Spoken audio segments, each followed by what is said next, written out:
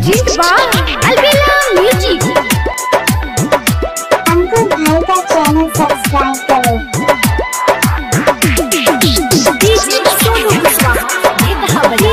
सोनू कुशवाहा ये कहा बजा।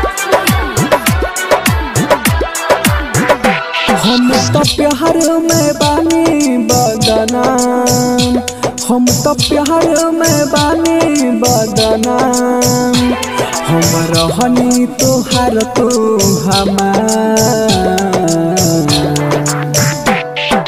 वादा काहे तोड़ देलो, मिलन काहे छोड़ देलो, बताओ ना वादा काहे तोड़ देलो, मिलन काहे छोड़ देलो। हम तो प्यार में बानी बदना, हम तो प्यार में बानी बदना, हम रहनी तोहार तू हमार। वादा काहे तोड़ देलो, मिलन काहे छोड़ देलो, बताओ ना वादा काहे तोड़ देलो, मिलन काहे छोड़ देलो।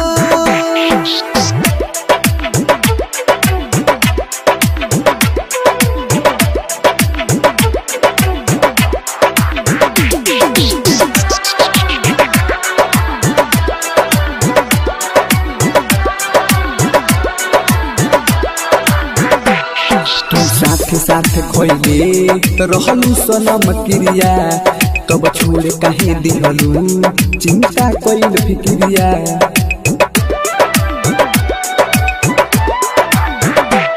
तू साथ साथ खोइले रहलू सनम क्रिया, तब छोड़े काहे दिहलू चिंता कइल फिक्रिया।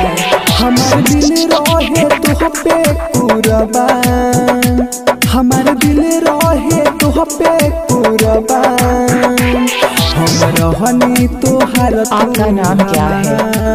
अंकुर राज। वादा काहे तोड़ देलो, मिलन काहे छोड़ देलो, बताओ ना वादा काहे तोड़ देलो, मिलन काहे छोड़ देलो। मेरा नाम है अंकुर राज, डीजे बाराबंकी। सोनू कुशवाहा ये कहा बजा।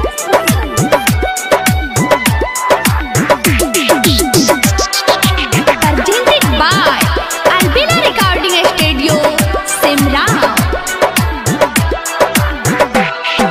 गुड्डू अर्जुन के हो गइलू दीवाना, तो काहे अमर जितवा से हो गइलू बेगाना।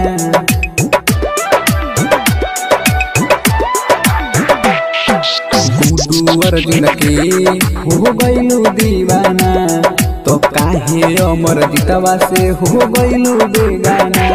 तू लगा दिहलू प्यार में दाग, मेरा नाम लगा दिहलू प्यार सुशीला देवका अंकुर राज डीजे। हम रहनी तोहार तू हमार। वादा काहे तोड़ देलो, मिलन काहे छोड़ देलो, बताओ ना वादा काहे। अच्छा सुनो, सब्सक्राइब करने के बाद ना घंटी बजा देना, ताकि मैं जब भी कोई नया वीडियो